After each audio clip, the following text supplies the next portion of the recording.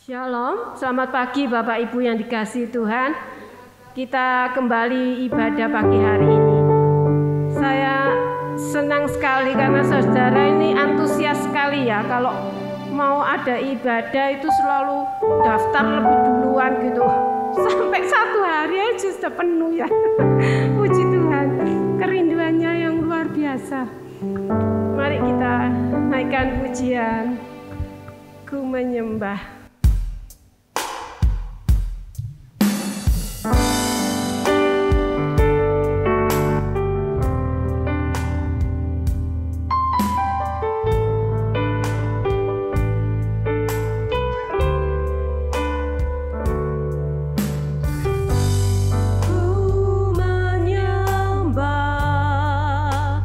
Dalam kudus hadirat-Mu,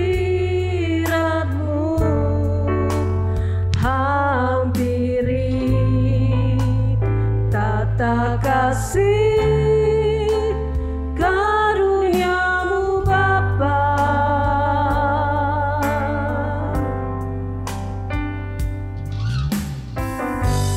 Kekuatanku hanya dalam hadirat-Mu, Yesusku. Hanya Kaulah segalanya.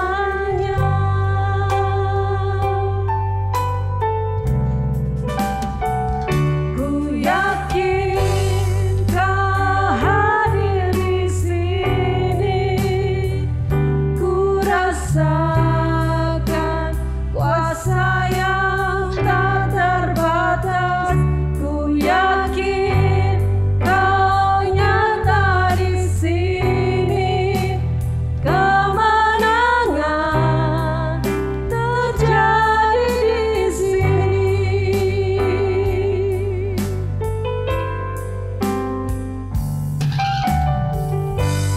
Ku menyembah dalam kudus hadirat-Mu, hampiri tata kasih karunia-Mu Bapa.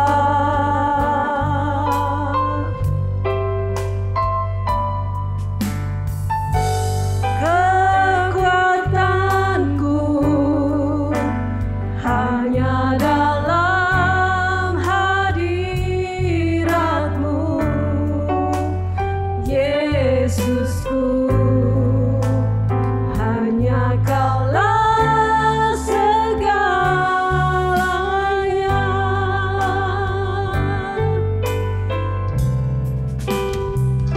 Ku yakin Kau hadir di sini. Ku rasakan kuasa yang tak terbatas. Ku yakin Kau nyata di sini.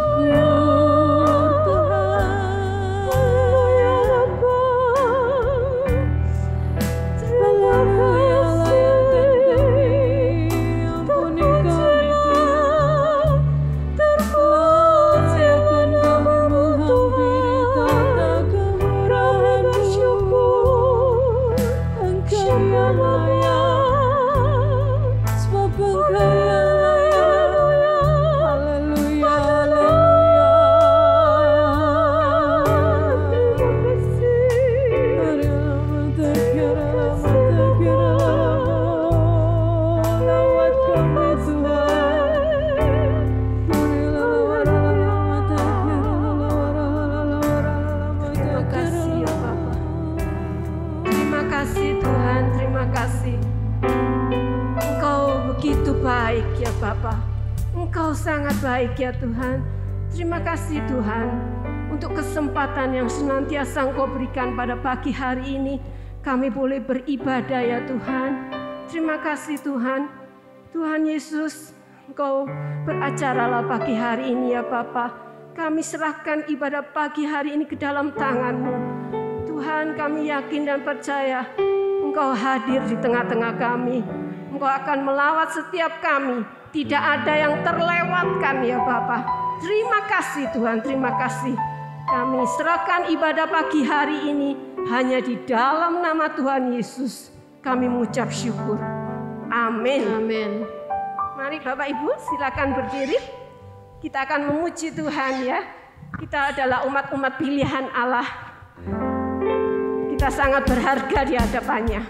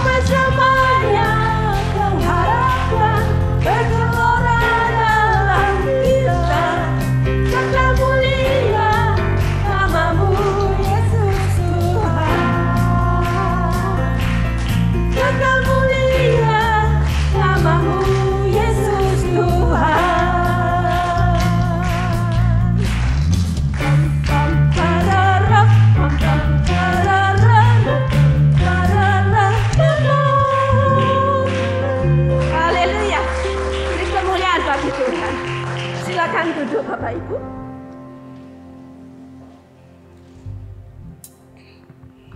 kita akan siapkan hati kita untuk menerima firman dan menerima perjamuan kudus pada pagi hari ini.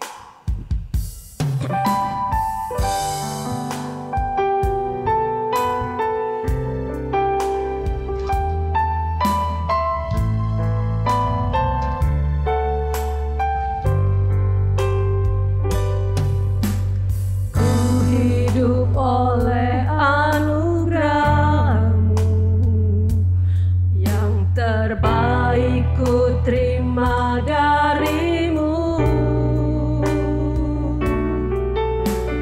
rancanganmu indah bagiku, sebab ku hidup selalu di dalammu. Tiada pernah ku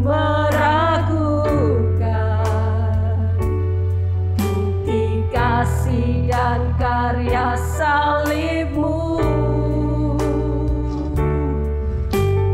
Kau telah mati gantikan hidupku, sebab itu ku selalu bersyukur.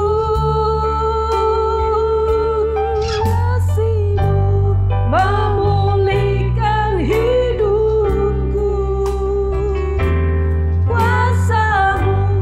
membangkitkan rohku,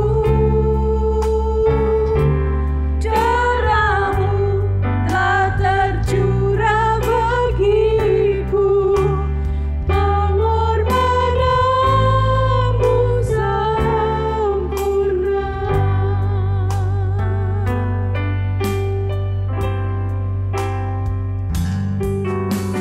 Ku hidup oleh anugerah-Mu, yang terbaik ku terima darimu. Rancangan-Mu indah bagiku, sebab ku hidup selalu di dalam-Mu. Tiada pernah ku meragukan bukti kasih dan karya salib-Mu. Kau telah mati gantikan hidupku, sebab itu ku selalu bersyukur. Kasih-Mu memulihkan hidupku, kuasa-Mu membangkitkan rohku, darah-Mu telah tercurah bagiku, pengorbanan-Mu sempurna. Kasih-Mu memulihkan hidupku, kuasa-Mu membangkitkan rohku, darah-Mu telah tercurah bagiku, pengorbanan-Mu sempurna. Pengorbanan-Mu sempurna. Pengorbanan-Mu sempurna.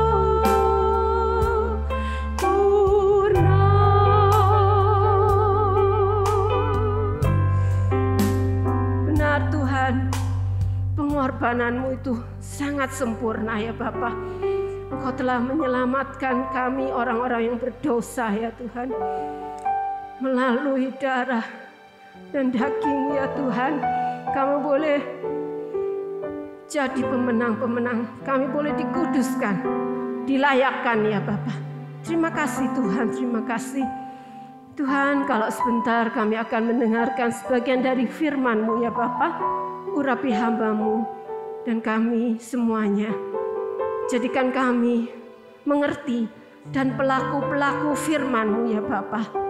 Kami serahkan waktu yang ada ini hanya di dalam nama Tuhan Yesus.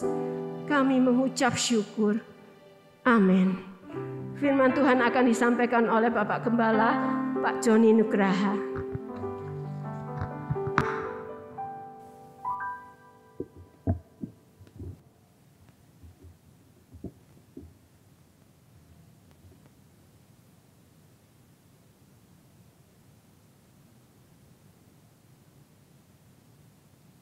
Ya, puji Tuhan Bapak Saudara sekalian. Pagi hari ini, apakah saudara dalam keadaan baik? Amin. Saya sungguh bersyukur kepada Tuhan kalau Bapak Ibu semuanya semangat ya dalam ibadah. Begitu kita buka pendaftaran, semua pada semangat untuk mendaftar. Ya, puji Tuhan. Ya, Bapak Saudara sekalian, dalam bulan ini nanti minggu ketiga tanggal 17 Oktober kita juga akan umurnya 5 tahun. Ya, Saudara. Gereja kita berusia 5 tahun. Kita akan ulang tahun untuk gereja kita. Bersyukur kepada Tuhan. Dalam usia 5 tahun Dia ada di tengah-tengah kita, ya. Amin. Ya. Memang dalam pengesahannya ini berbeda tahunnya ya, Saudara. Karena kita pada waktu kita mulai awal itu kita di Manyar, kita hanya melakukan seperti kita mulai ibadah ya dalam persekutuan doa, tetapi kita sudah membuat surat ke BPD dan sudah diakui. Tunggu 1 tahun ya, akan dipantau oleh BPD apakah gereja kita ini benar-benar sesuai firman Tuhan. Begitu kita sudah 1 tahun baru disahkan ya, Saudara. 5 tahun itu adalah awal kita mulai, bukan pengesahannya ini ya. Kita mulai itu sudah diakui oleh BPD ya. Ya, puji Tuhan. Pagi ini saya akan mengajak Bapak Ibu Saudara membaca dari Markus pasal yang ke-12 ayat yang ke-29 sampai ayat yang ke-31. Ya. Saudara perhatikan. Jawab Yesus, hukum yang terutama ialah, dengarlah hai orang Israel, Tuhan Allah kita, Tuhan itu Esa. Kita baca sama-sama ayat 30 dan 31, 1, 2, 3. Kasihlah Tuhan Allahmu dengan segenap hatimu dan dengan segenap jiwamu dan dengan segenap akal budimu dan dengan segenap kekuatanmu. Dan hukum yang kedua ialah, kasihlah sesamamu manusia seperti dirimu sendiri. Tidak ada hukum lain yang lebih utama daripada kedua hukum ini. Ya, Bapak Ibu Saudara perhatikan. Dalam ayat yang ke-29 itu bahkan Tuhan Yesus berkata kepada orang Israel, dikatakan hukum yang terutama ya Saudara. Hukum yang terutama itu adalah hukum yang paling istimewa ya. Hukum yang terpenting, hukum terutama itu hukum yang terpenting ya. Saudara, Tuhan Yesus berbicara bahwa inilah hukum yang paling penting ya. Saudara dan saya ini adalah Israel rohani, bukan ada hubungannya dengan orang Israel, tidak, tapi kita ini Israel rohani. Firman Tuhan menegaskan saudara harus mendengar dan perhatikan hukum yang terpenting itu ya. Dan dikatakan dalam ayat yang ke-30 itu yang hukum yang pertama, ya saudara, itu hukum yang pertama itu ada 4 hal. Firman Tuhan berbicara tentang mengasihi Tuhan. Ada 4 hal. Saudara perhatikan nanti keempat hal ini ya. Kasihlah Allahmu dengan, ya yang pertama, dengan segenap hatimu, ya saudara, segenap hati, ya. Mengasihi Tuhan itu dengan segenap hati. Ya saudara perhatikan, apa sih dengan segenap hati? Kok Tuhan Yesus berbicara kita harus mengasihi Tuhan itu dengan segenap hati. Dengan segenap hati itu adalah dengan roh kita. Segenap roh, ada hubungan antara Allah dengan kita di dalam roh. Mengasihi Tuhan di dalam roh kita, ada hubungan yang baik antara roh Allah dengan roh kita. Ya, saudara perhatikan di sini. Nah, kalau bicara tentang roh itu, saudara perhatikan tentang Abraham. Ya, bagaimana Abraham itu mempunyai hubungan dengan Allah. Itu secara luar biasa hubungan Abraham dengan Allah di dalam roh. Abraham bisa berbicara kepada Allah dan Allah bisa berbicara kepada Abraham karena Allah sangat mengasihi Abraham, ya. Karena Abraham hidupnya benar di hadapan Tuhan. Abraham sangat mengasihi Tuhan, ya. Nah, apa yang Tuhan ingin lakukan tidak pernah dia tidak menyampaikannya kepada Abraham.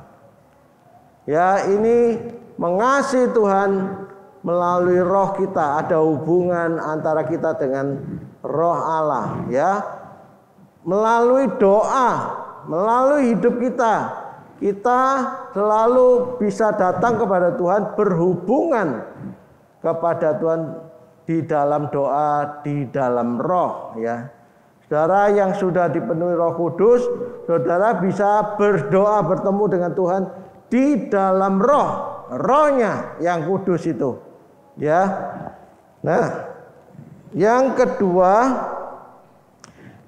yaitu dengan segenap jiwamu, yaitu hubungan selain kita dengan roh Tuhan. Yang kedua adalah dalam hubungan kita dalam jiwa kita. Manusia itu ada 3 hal, yaitu roh, jiwa, dan tubuh. Nah, yang kedua, Tuhan Yesus berbicara mengasihi Tuhan dengan segenap jiwamu, ya. Jiwa kita itu harus mempunyai hubungan dekat kepada Tuhan, mengasihi Tuhan melalui jiwa kita. Saudara, contohnya Yusuf, ya. Saudara perhatikan hidup Yusuf. Bagaimana Yusuf itu mempunyai hubungan di dalam jiwanya dengan Tuhan, ya. Yusuf itu walaupun di dalam hidupnya, dalam perjalanan hidupnya dia mengasihi Tuhan, dia dekat dengan Tuhan, tetapi dia ternyata dibuang oleh saudara-saudaranya. Saudara, kalau saya berbicara bukan cuma dibuang, saudara. Yusuf itu dibunuh oleh saudara-saudaranya, ya. Karena firman Tuhan berbicara, jikalau barang siapa yang membenci saudaranya, berarti dia menjadi seorang pembunuh, ya. Saudaranya benci kepada Yusuf, berarti saudaranya membunuh Yusuf. Dia membuang Yusuf ke Mesir, ya saudara. Tetapi saudara perhatikan kasih Yusuf kepada Tuhan. Hubungan Yusuf dengan Tuhan melalui jiwanya, ya saudara. Walaupun dia dijahati oleh saudaranya seperti itu, Yusuf tetap mengampuni saudaranya, ya. Ini hubungan antara kasih kita kepada Tuhan melalui jiwa kita, ya. Tuhan membawa kita supaya kita belajar seperti Yusuf belajar mengampuni. Yang kedua, melalui jiwa kita. Ya, yang ketiga, dia berbicara tentang dengan segenap akal budimu. Nah, ini Tuhan Yesus kok berbicara dalam Markus ini kok ada 4 hal ya. Markus mengapa nulis 4 hal? Akal budi ini berbicara tentang jiwa juga. Di dalam jiwa ada akal budi ya, yaitu hikmat. Akal budi ini adalah hikmat. Mengasihi Tuhan itu dengan sepenuh hati, dengan roh, jiwa, dan dengan hikmat. Kita mengasihi Tuhan dengan hikmat yang penuh kasih, mengasihi Tuhan dengan hikmat. Ya, contohnya Daniel. Ya, saudara perhatikan Daniel. Waktu dia pada saat hidup Daniel itu, Daniel dipakai Tuhan, dia punya hikmat, hubungannya yang erat dengan Tuhan. Daniel mempunyai hikmat Tuhan sampai dia bisa mengartikan mimpi Nebukadnezar ya, dan mimpi Belsasar pada waktu ada tulisan di dinding itu ya. Daniel bisa menafsirkan arti daripada mimpi itu. Dari mana dia bisa mengartikan? Dengan hikmat. Ya, saudara mengasihi Tuhan dengan hikmat. Ya, dengan akal budi kita harus sungguh-sungguh mengasihi Tuhan. Ya, dengan hikmat Tuhan kita melakukan apapun yang Tuhan percayakan kepada kita ini dalam pelayanan, melayani Tuhan, itu memakai hikmat Tuhan.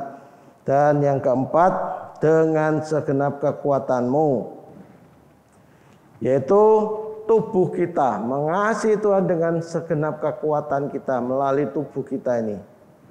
Tubuh kita, kenapa Tuhan mengatakan kita harus mengasihi Tuhan segenap kekuatanmu? Mengasihi Tuhan dalam pelayanan itu pakai kekuatan kita. Ya, karena Tuhan memberi kepada kita kekuatan, kemampuan untuk melakukan pekerjaan Tuhan. Apapun yang terjadi, kita melakukan pekerjaannya. Ya, saudara perhatikan seperti Rasul Paulus, saudara. Kenapa Rasul Paulus? Dalam pelayanan Rasul Paulus, dia mengasihi Tuhan luar biasa. Paulus itu melayani Tuhan, mengasihi Tuhan itu dengan secara luar biasa. Dia mengasihi Tuhan. Bahkan Rasul Paulus dalam pemberitaannya Injil, dia mengasihi Tuhan.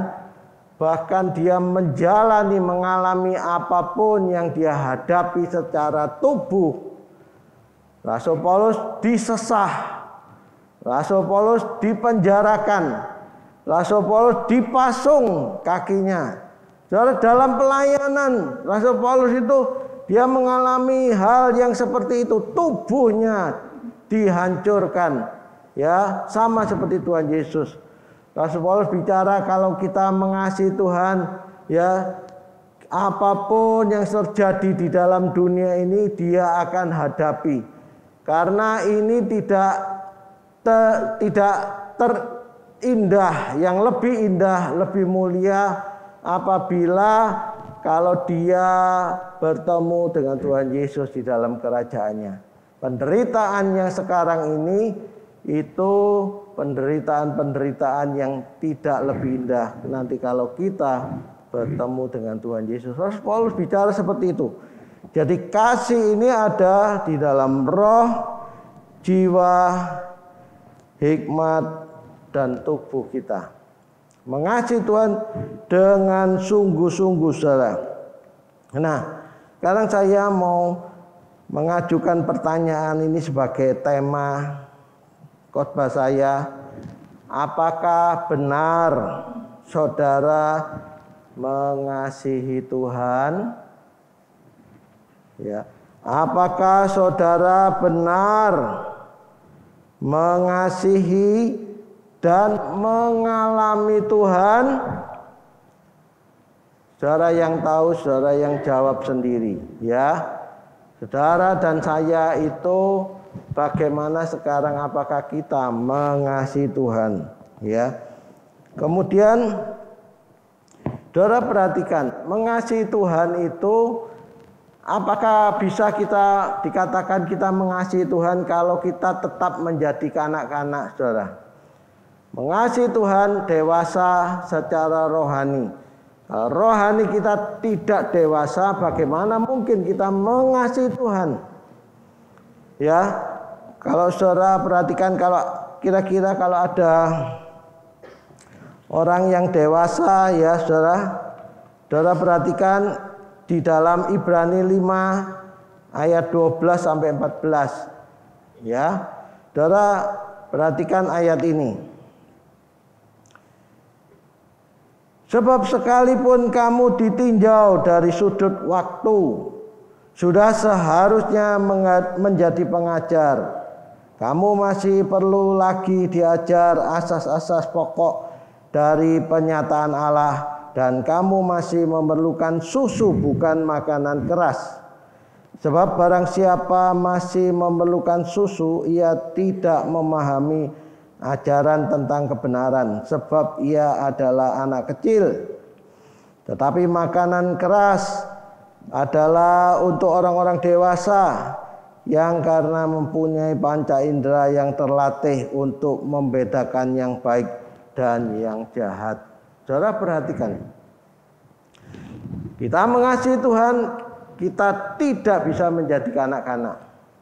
Rohani kita kanak-kanak, bagaimana kita bisa dewasa, ya saudara? Bagaimana kita bisa makan makanan keras, ya? Bagaimana panca indera kita ini terlatih untuk membedakan yang baik dan yang jahat. Anak-anak tidak bisa membedakan, ya.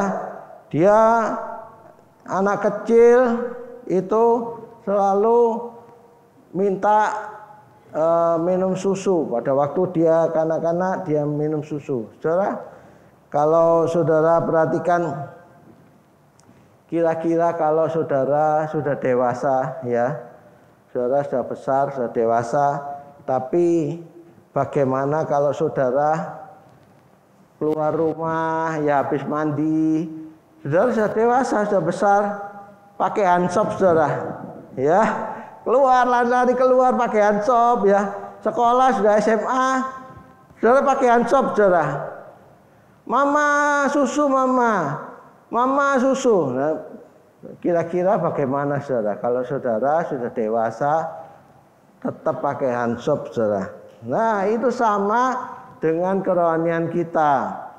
Kalau kita mengatakan kita dewasa rohani, kita mengasihi Tuhan, kita masih kanak-kanak, bagaimana kita mengerti tentang nasihat Tuhan, bagaimana kita mengerti firman Tuhan, larangan Tuhan dan perintah Tuhan, bagaimana kita bisa mengerti. Kalau kita terus rohaninya pakai handshop terus, saudara, ya, mama minta dot, saudara, ya, susu ngedot, saudara, saudara setiap hari ngedot, ya, saudara tidak bisa, saudara. Jadi harus dewasa rohaninya. Kalau Tuhan itu mau berperkara dengan kita, saudara, saudara harus mengalami Tuhan, ya. Mengalami Tuhan, berperkara dengan Tuhan itu hal yang mulia, saudara. Ya, saudara perhatikan, ada seorang anak kecil usianya kira-kira 7 tahun, saudara. Ya, dia punya karunia khusus, dia bertemu dengan Tuhan, mengalami Tuhan dalam hidupnya. Ya, pada waktu dia umur 7 tahun, dia melihat ada burung yang mati, saudara. Dia jalan-jalan ke hutan, ada burung yang mati, sama dia diambil burung itu. Dia cinta Tuhan. Dia ambil burung itu, ditaruh di tangannya, terus dia berdoa kepada Tuhan, Tuhan, berilah burung ini kehidupan kembali, supaya burung ini hidup. Dipegang, dia sama-sama teman-temannya, saudara. Pada waktu burung itu dipegang, tiba-tiba dia melihat cahaya sinar di depannya.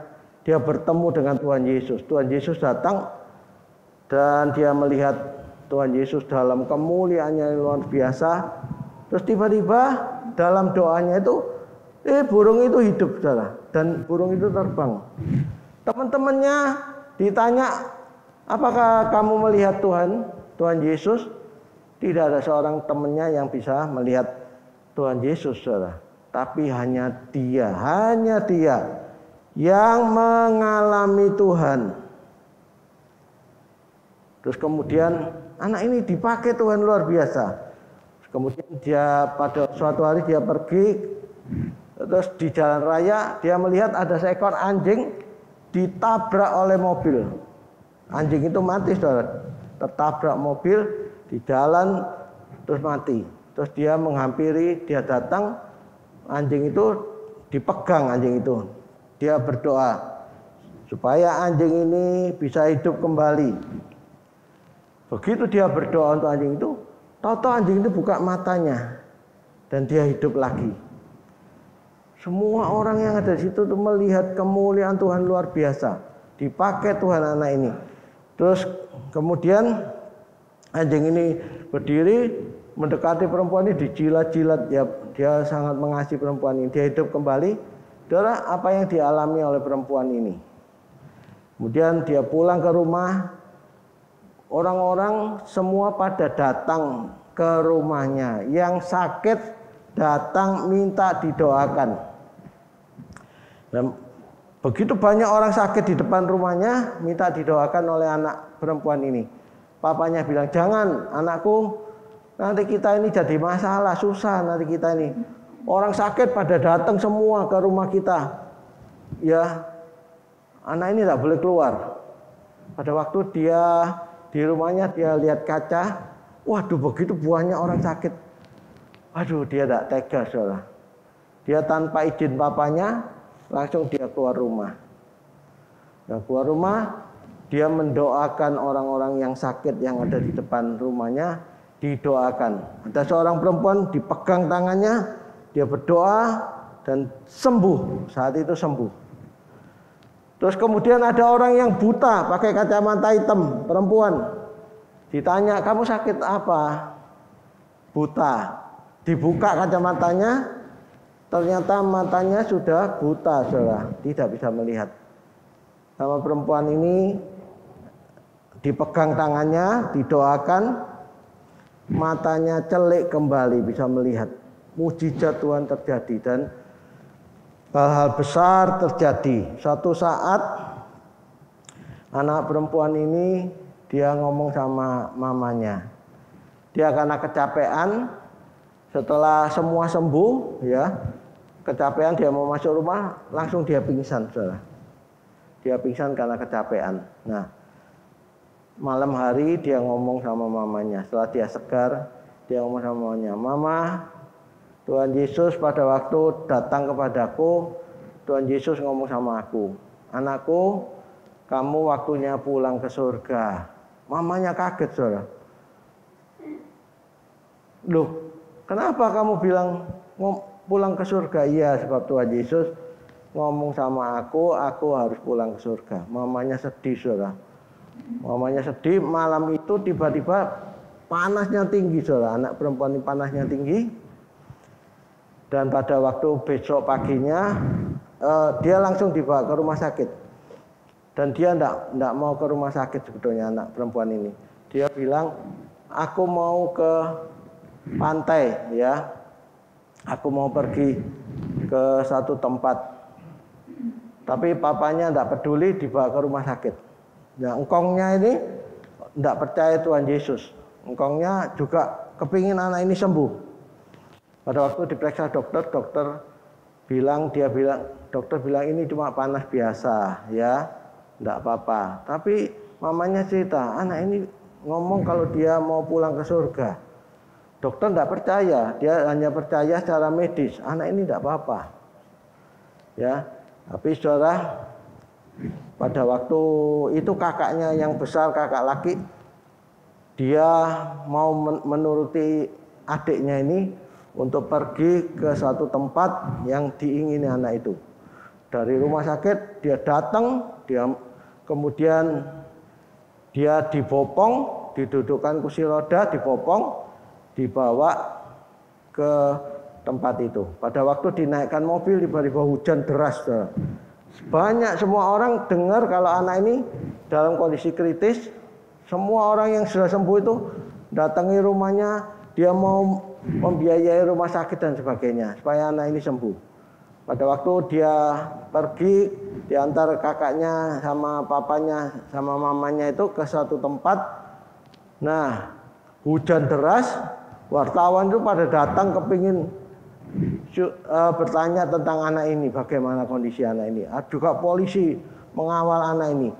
Engkongnya ini dia bilang jangan ikut, terus dihalangi. Polisi pun di jalan raya dihalangi oleh engkongnya, wartawan dihalangi, tapi tidak bisa. Mereka tetap mengejar mobil anak ini sampai akhirnya tiba-tiba ada pohon tumbang. Dekat tempat itu ada pohon tumbang. Waduh, gagal lagi, tidak bisa. Tapi kakaknya ini langsung adiknya itu digendong, saudara. Digendong, tempatnya tidak jauh, digendong, dibawa ke tempat itu. Dan juga orang-orang yang sudah sembuh tadi mengejar dia, membantu untuk menggendong adiknya ini, kasihan digendong. Dan sampai akhirnya adik itu sampai di tempat itu, dia merasakan lega adik itu. Tidak lama kemudian Tuhan panggil anak ini. Semua nangis, anak ini meninggal di tempat di mana dia ingin pergi itu. Kemudian dibawa pulang ke rumah, semua nangis dibawa pulang ke rumah. Tapi si kakak ini percaya, dia berdoa kepada Tuhan karena dia melihat lukisan anak adiknya ini. Dia lihat, loh, adiknya, dia nemukan lukisan bahwa ada dalam lukisan itu ada Tuhan Yesus yang dilukis. Terus kok ada lukisannya adiknya di situ, disuruh pulang sama Tuhan. Dalam lukisannya itu, adiknya percaya bahwa ini adikku tidak akan mati. Dia bertemu Tuhan di surga. Pada waktu dia bertemu Tuhan, semua berdoa. Semua berdoa, dan dalam waktu yang singkat, adiknya sembuh. Sempurna, saudara. Dia sembuh, dia hidup kembali. Sehingga semua bersukacita. Dan kesembuhan terjadi, dan dia berdoa untuk teman-temannya yang sakit, banyak kesembuhan mujizat. Saudara, inilah kasih Tuhan yang ingin berjumpa dengan kita, mengalami kuasanya, supaya kita sungguh-sungguh menjadi dewasa secara rohani, tidak kanak-kanak terus. Dewasa mengerti firman-Nya, mengerti tentang kasih Tuhan. Karena dia mengasihi kita, saudara. Saudara perhatikan di dalam Roma 8 ayat 32 sampai 35.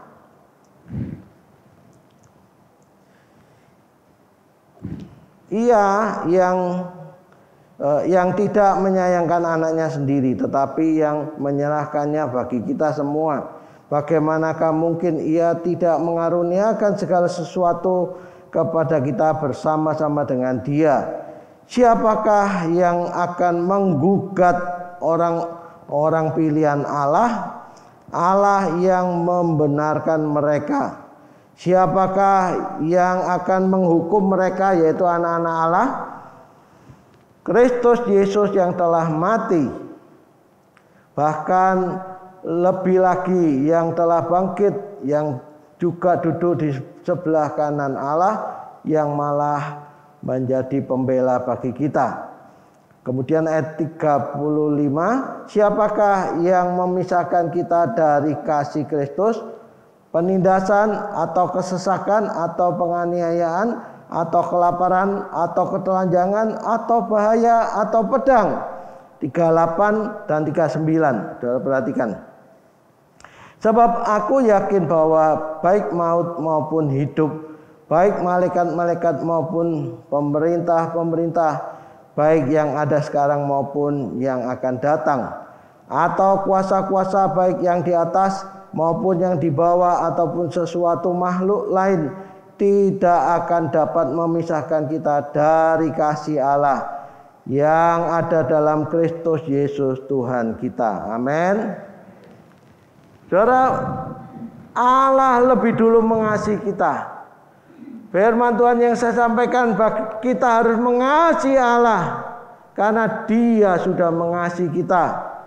Dia yang berkorban bagi kita, bahkan Dia yang membela kita. Saudara perhatikan ayat itu di dalam ayat 33 itu. Saudara perhatikan, karena kasih Tuhan yang luar biasa. Perhatikan, siapakah yang akan menggugat orang-orang pilihan Allah?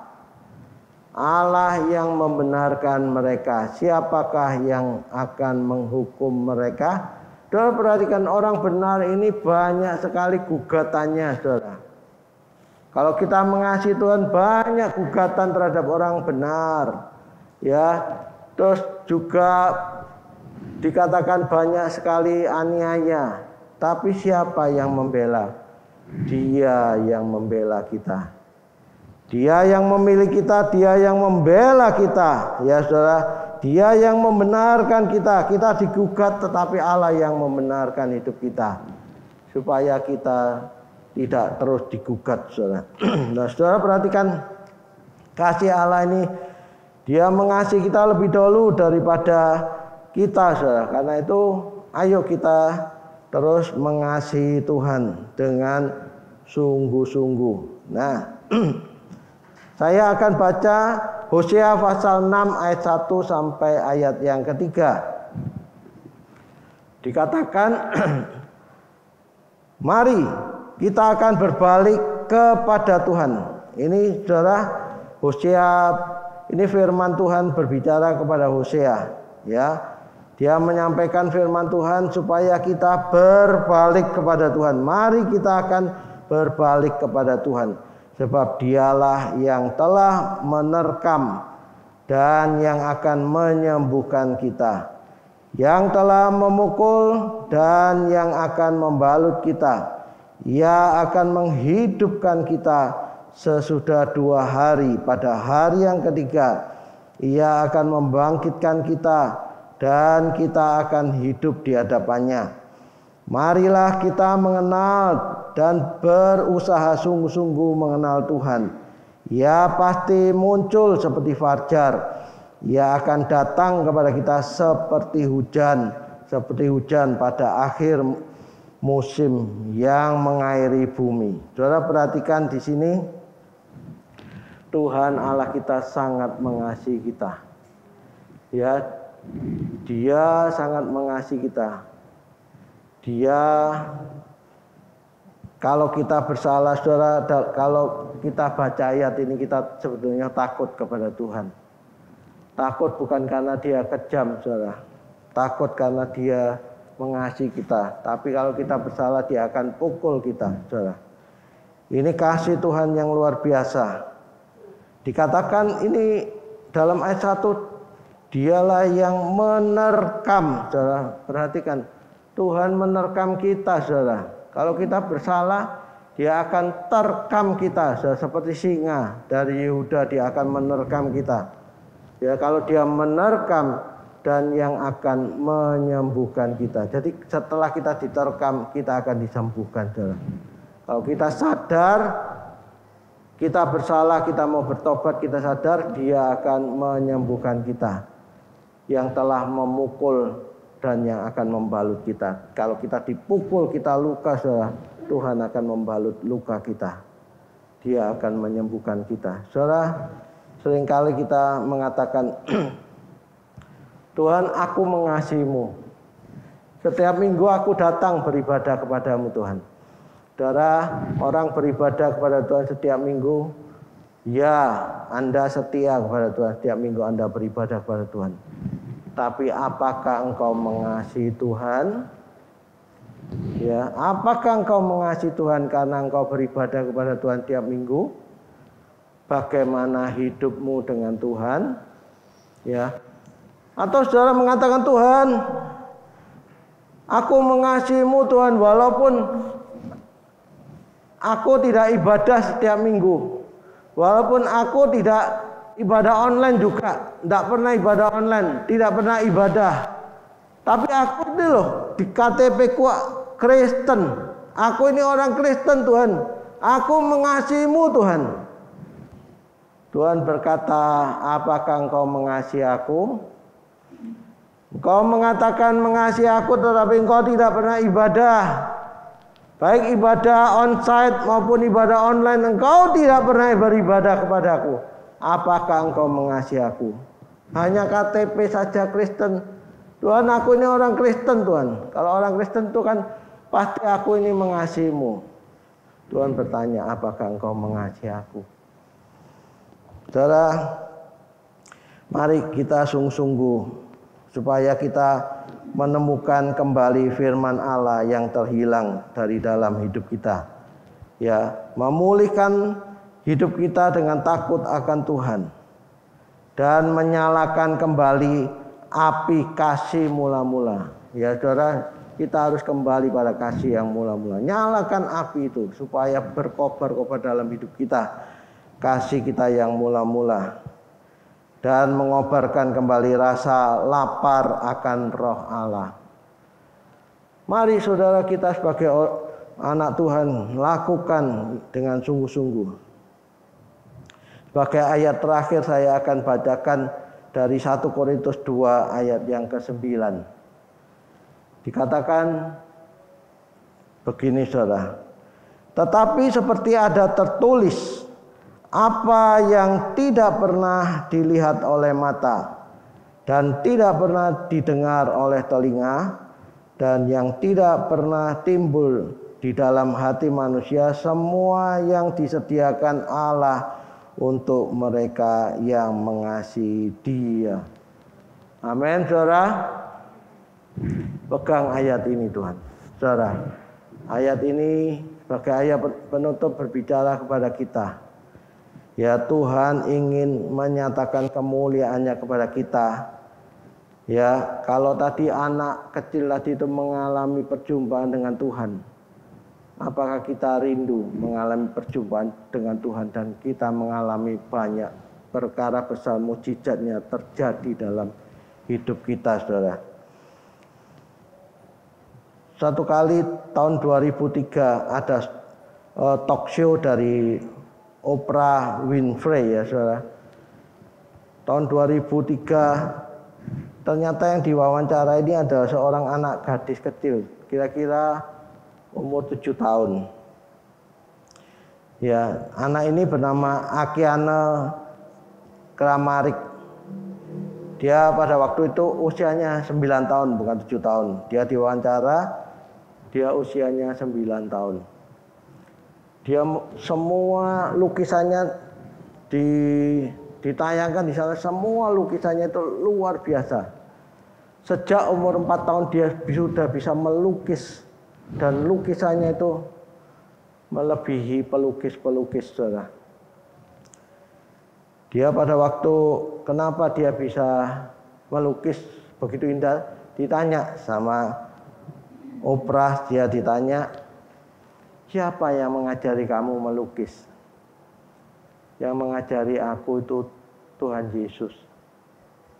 Tidak ada orang yang percaya, ya. Kenapa dia bisa melukis? Karena yang mengajari dia itu Tuhan Yesus, katanya.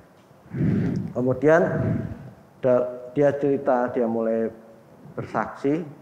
Pada waktu dia umur 4 tahun itu, dia bertemu dengan Tuhan Yesus dalam mimpi. Tuhan Yesus bersama malaikatnya datang dalam mimpinya. Malaikat, dia lihat wajah malaikat itu, oh dia tahu wajah malaikat. Tapi wajah Tuhan Yesus karena bersinar, punya cahaya luar biasa. Dia lihat wajahnya, tidak kelihatan wajahnya. Setelah dalam mimpi, besoknya dia bangun, dia langsung melukis, saudara. Dia mulai menggambar, melukis malaikat itu, digambar persis wajah malaikat itu. Sejak hari itu dia diberi kemampuan melukis. Dia melukis wajah Tuhan Yesus, tidak bisa. Tidak kelihatan wajahnya. Dia melukis tidak bisa. Terus anak ini juga dia pernah dibawa oleh Tuhan Yesus ya. Dia pernah dibawa, dia masuk dalam masa dunia pertama diciptakan oleh Tuhan. Saudara, tidak masuk akal saudara. Apa yang disampaikan ini orang pada tidak percaya. Dia pada waktu dunia diciptakan, Adam dan Hawa, dia melihat dalam dia cerita pada waktu Hawa memetik buah larangan itu dan dia memakan buah itu. Dan dia juga dibawa ke dunia orang mati oleh Tuhan Yesus. Dan di dalam dunia orang mati dia melihat siapa-siapa yang sudah meninggal, dia tahu semua. Kemudian dia tidak bisa melukis wajah Tuhan Yesus. Dia melukis yang lain bisa. Wajah siapa dia lukis bisa. Mampu. Hasilnya itu luar biasa. Terus kemudian pada waktu dia mau melukis Tuhan Yesus, tidak pernah bisa. Satu hari dia berdoa di kamarnya, dia minta kepada Tuhan Yesus, Tuhan beri aku kesempatan supaya aku bisa melukis wajahmu. Dengarlah doaku ya Tuhan, kabulkanlah doaku. Nah, pada waktu dia setelah berdoa itu, ternyata Tuhan dengar doanya. Satu hari, ada seorang teman mamanya datang ke rumahnya dengan seorang tukang kayu yang akan mengerjai rumah mamanya. Tukang kayu itu datang bersama teman mamanya, bercakap-cakap di ruang tamu.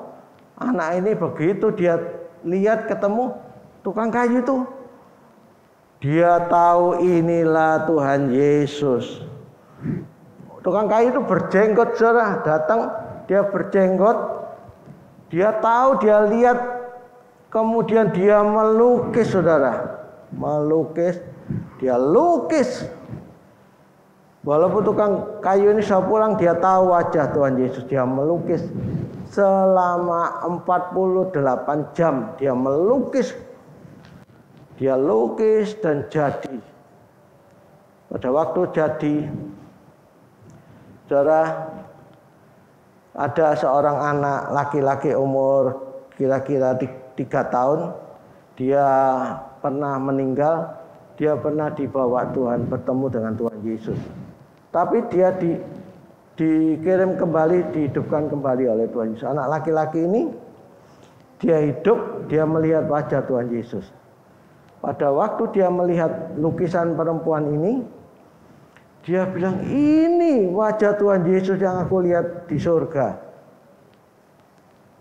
Saudara, dan pada waktu dia terus mulai beranjak sampai umur 17 tahun, ada seorang ahli yang dia melihat menemukan baju Tuhan Yesus dan penutup wajah Tuhan Yesus waktu dia dikuburkan, dimakamkan itu. Kain kapan itu kan ada wajah Tuhan Yesus. Karena ini berdarah, di kain kapan itu wajah Tuhan Yesus kelihatan. Dan dia bilang, lukisan anak ini sama dengan yang ada di kain kapan. Jadi saudara, anak ini melukis wajah Tuhan Yesus. Dia mengalami Tuhan dalam hidupnya. Bertemu Tuhan. Mari saudara, pagi hari ini kita siapkan hati kita supaya kita sungguh-sungguh, biarlah kita menjawab pertanyaan yang saya sampaikan tadi. Apakah benar saudara mengasihi dan mengalami Allah dalam hidupmu? Ya, kalau saudara belum mengalami Tuhan, belum mengasihi Tuhan, pagi hari ini saatnya engkau mengalami Tuhan. Ya. Mari saudara, kita siapkan hati kita. Saya langsung menyerahkan sama Om Jan untuk melayani langsung perjamuan kudus. Ya saudara, biarlah saudara siapkan hati kita. Biarlah firman Tuhan yang saudara dengar pagi hari ini jangan sampai hilang begitu saja. Tangkap firman Tuhan, alami Tuhan dalam hidup kita. Mari Om Dian.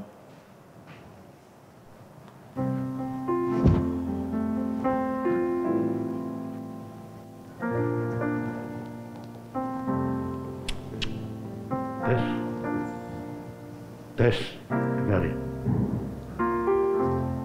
Shalom. Shalom. Firman telah ditaburkan. Mari kita terima supaya kita dengan segenap hati, segenap jiwa, segenap roh kita, segenap kemampuan akal budi kita mau datang kepada Tuhan.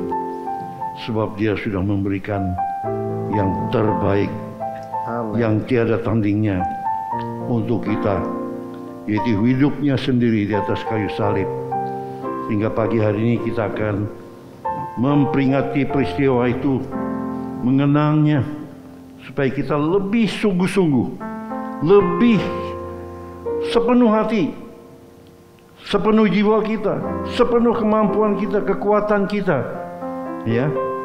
Mari saudara yang melayani perjamuan silakan tampil ke depan. Oh, haleluya. Sementara nanti kalau ini dibagikan, ingat firman Tuhan supaya kita layak makan dan minum perjamuan ini nanti di rumah.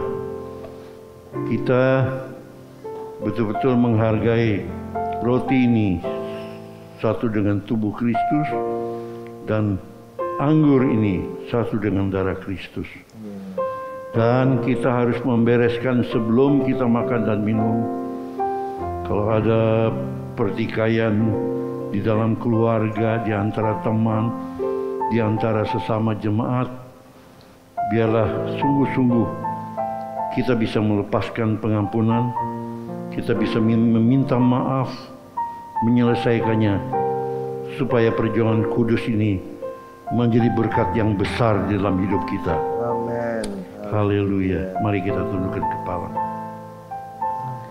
Bapa, hamba-Mu Pak Joni Nugraha telah menyampaikan kebenaran firman-Mu. Biarlah sepenuhnya kami terima dan kami laksanakan dalam hidup ini. Kalau kasih kami yang mula-mula sudah mulai hilang, sudah mulai luntur ya Tuhan, kasih kami kepada Engkau sudah berkurang, tidak seperti waktu pertama mengenal dan menerima Engkau sebagai Juru Selamat. Ya Tuhan, Roh Kudus tolong kami supaya kami boleh kembali kepada kasih yang mula-mula. Terima kasih Bapa, hanya Roh Kudus yang dapat menolong kami. Dan kami mau melakukan seperti apa yang Roh Kudus mau. Terima kasih Bapa. Terima kasih. Ampuni kalau selama ini kami kurang dalam mengasihi Engkau, tidak sepenuh hati, lebih memberatkan hal-hal duniawi, perkara-perkara yang fana. Tapi pagi hari ini mulai ya Tuhan, biarlah Roh Kudus tolong kami. Terima kasih Bapa. Haleluya. Terima kasih Tuhan. Dan sebentar perjamuan ini akan dibagikan, biarlah kami bawa pulang, makan dan minum di rumah dengan layak. Terima kasih Bapa. Dalam nama Tuhan Yesus kami berdoa. Amin. Silakan dibagi.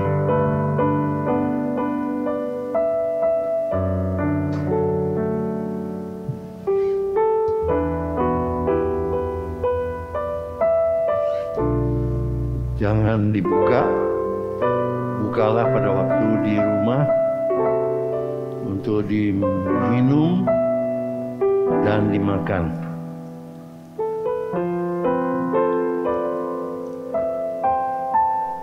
Tapi biarlah pagi hari ini kita mengingat kembali ayat mengapa Paulus mengajarkan supaya kita makan dan minum perjamuan suci. Ya.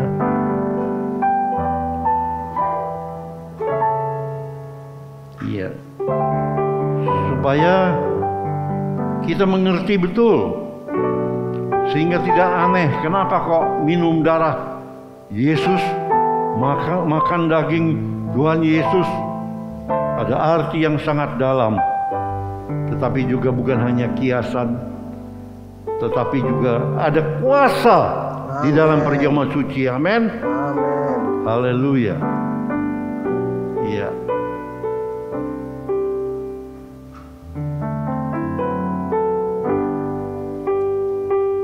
Sudah semua? Ada yang belum? Tolong angkat tangan. Sudah. Oke. Ya.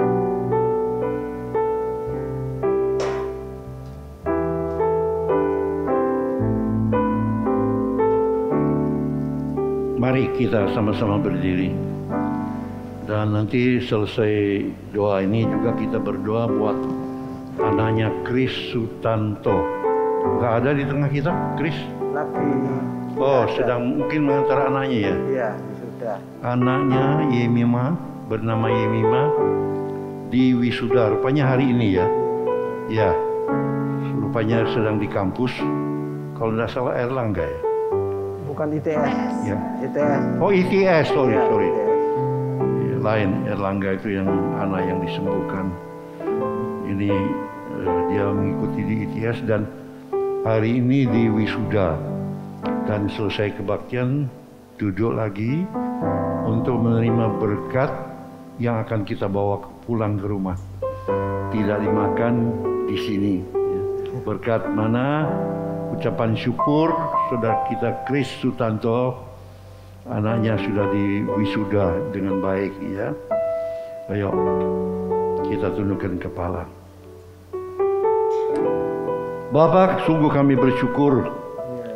Biarlah kami sebentar akan membacakan apa yang Paulus suruhkan kepada kami untuk melaksanakan. Ya Tuhan, jadikan makanan, minuman, perjamuan kudus ini menjadi berkat yang luar biasa dalam hidup kami. Dalam nama Tuhan Yesus. Saudara kasih, dengarkan ayat ini.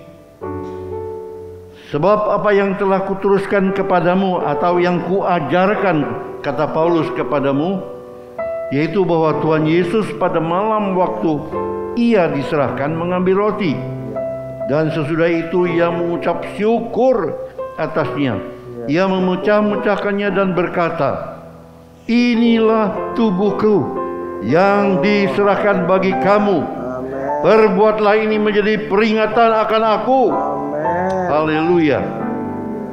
Jadi saudara, sebelum saudara makan roti, memecah-mecahkannya di rumah, biarlah ingat ayat ini. Dan Tuhan berkata, inilah tubuhku yang diserahkan bagi kamu. Perbuatlah ini menjadi peringatan akan aku. Sehingga saudara harus percaya, bukankah roti ini satu dengan tubuh Kristus? Amin. Haleluya. Demikian juga selanjutnya, sesudah ia mengucap syukur atasnya, ia memecah-mecahkan dan berkata, ia mengambil cawan sesudah makan lalu berkata, cawan ini adalah perjanjian baru yang dimeteraikan oleh darahku. Perbuatlah ini setiap kali kamu meminumnya menjadi peringatan akan aku. Sebab setiap kali kamu makan roti ini dan minum cawan ini, kamu memberitakan kematian Tuhan sampai ia datang. Saudaraku yang kasih, karena sudah dikatakan ini, apakah kita menaruh iman, percaya bahwa anggur ini adalah persekutuan dengan darah Yesus? Amin. Haleluya. Kita nanti di rumah kita minum dalam nama Tuhan Yesus. Dalam nama Tuhan. Dengan mengingat kebenaran firman Tuhan ini. Dengan hormat, dengan sungguh-sungguh, dengan segenap hati kita. Kita makan dan minum dan menjadi berkat yang besar. Amin. Terima kasih Bapa, kami percaya bahwa makanan, minuman, perjamuan kudus ini merupakan berkat yang luar biasa Amin. yang Tuhan sediakan bagi kami, Haleluya. sehingga terjadi kembali persekutuan lebih dari waktu yang lalu antara kami dengan Tuhan Allahku. Oh haleluya. Demikian juga dengan sesama kami jemaat. Terima kasih Bapa. Haleluya. Haleluya. Dalam nama Tuhan Yesus, Dalam nama Tuhan. kami juga berdoa ya Tuhan untuk Yemima Ya Tuhan. yang sudah diwisuda hari ini. Bukan secara keilmuan dia sudah mendapatnya, tetapi kalau dia terjun ke dalam masyarakat, Ya. dia bekerja, dia berkarya, Tuhan juga memberi hikmat, Ya. kecerdasan, Amin. dan membuat anak ini berhasil. Amin. Terima kasih Bapak. Berkati Kris sekeluarga. Terima kasih Bapak. Haleluya. Dan kami boleh menyelesaikan ibadah pada pagi hari ini ya Tuhan, oleh pimpinan Roh Kudus. Ya Tuhan. Waktu kami mengucap syukur, haleluya, Kau juga berkati hamba-Mu yang telah menyampaikan kebenaran firman-Mu, supaya menjadi berkat yang besar dalam hidup kami. Terima kasih Bapak. Haleluya. Haleluya. Haleluya. Mari angkat kedua tangan kita, terima berkatnya. Dalam nama Tuhan Yesus, biarlah kasih karunia dan berkat daripada Allah Bapa melimpah dalam hidup kami. Amin. Demikian juga kasih karunia di dalam Kristus Yesus. Oh haleluya, yang menuntun kami. Demikian juga persekutuan dengan Roh Kudus yang membimbing kami sampai bertemu muka dengan juru selamat kami. Amin. Terima kasih Bapak, berkati keluarga kami, berkati anak cucu kami perkasa di bumi. Amin. Oh terima kasih Bapak, dan lindungi kami semua, bungkus dalam darah-Mu ya Bapak. Amin. Segala kemuliaan bagi nama-Mu, dalam nama Tuhan Yesus yang percaya katakan amin. Tuhan memberkati. Aku percaya Tuhanku rasa Bagi Bapak Ibu yang pagi hari ini membawa perpuluhan atau persembahan, bisa langsung sambil memuji Tuhan, bisa menyerahkan, dimasukkan di tempat yang disediakan. Tuhan Yesus memberkati.